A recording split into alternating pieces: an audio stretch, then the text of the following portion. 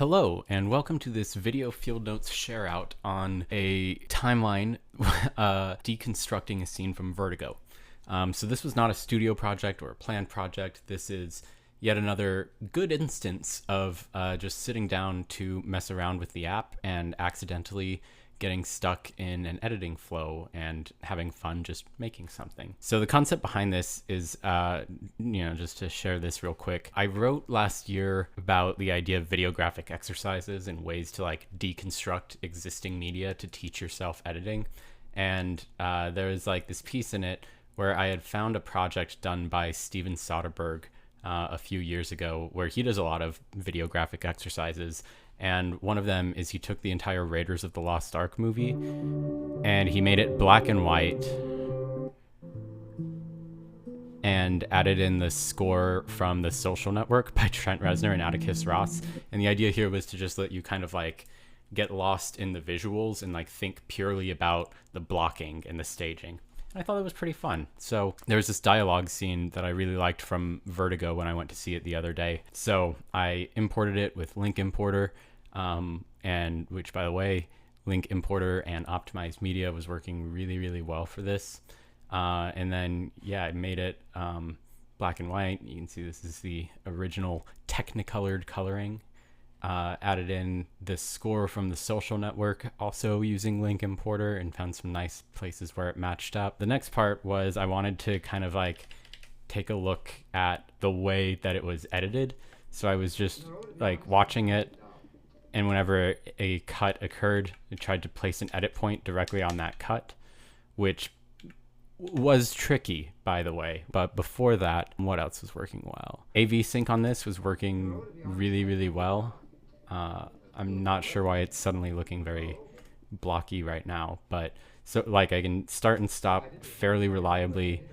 I don't think I really noticed AV sync drifting a ton, so I'm really, really pleased with that. And then finally, just the keyboard shortcuts have been really fun on this. I love using the max zoom out. Been having a lot of fun with the holding zoom and scrolling the timeline is great. And then also specifically, since this was about like trying to place a cut on the edit points, I really like using the up and down arrow keys to essentially navigate this like a storyboard, and kind of like see what all the points of the edit were. But there's a few duplicate frames here, which, gets into the first major issue I think we should call out here. I had such a hard time reliably making a cut on the expected edit point and having it like stay there when I went to watch it back. So the method that I would usually do this as is I'd watch the video back, notice an edit point, and then I'll do shift back a couple of times. And then I notice there I can just go back to individual frames moving forward. Okay, and then I would kind of like go back and forth a few times to make sure, like, is this really it? Is this the frame? All right, that for sure seems like the first frame of this. So I'm going to zoom in even closer to the frame lines to make sure they're accurate and make my cut. And watch it work. Okay, so yeah, it did work in this case. But basically there were a lot of times where this was not working. There's a ticket about that if you want to see more. That was incredibly frustrating since that was kind of like the entire point of this project. But, once you do get the frame lines working, then it's really interesting. What's even more interesting is I started to notice that Mr. Walter Murch was right. And like in so many cases, a blink occurs like almost within just a handful of frames of every edit point that has like major emotional impact or like right on them sometimes. So if you got an email with a million things about blink, that's what this is. And this is kind of cool that you can like navigate the blinks in a project. There's a blink. Oh, that one might be off a bit. Things that could have made this better. I mentioned that like I've been using the toggle out to max zoom a lot. Like, I think this is so great to be able to like quickly zoom out and see the context of the whole timeline.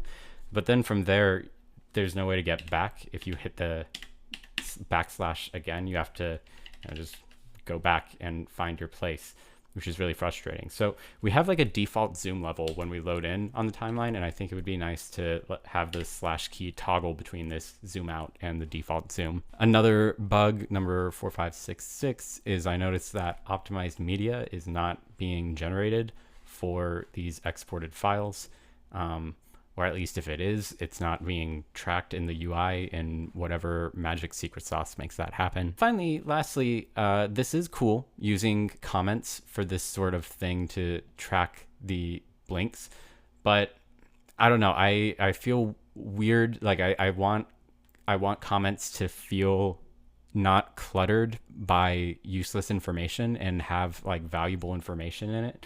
And so I really think there's like a significant need for some sort of annotation type of marker, or like data marker, chapter marker. Just markers seem really, really valuable outside of comments. So yeah, that is Vertigo Deconstructed.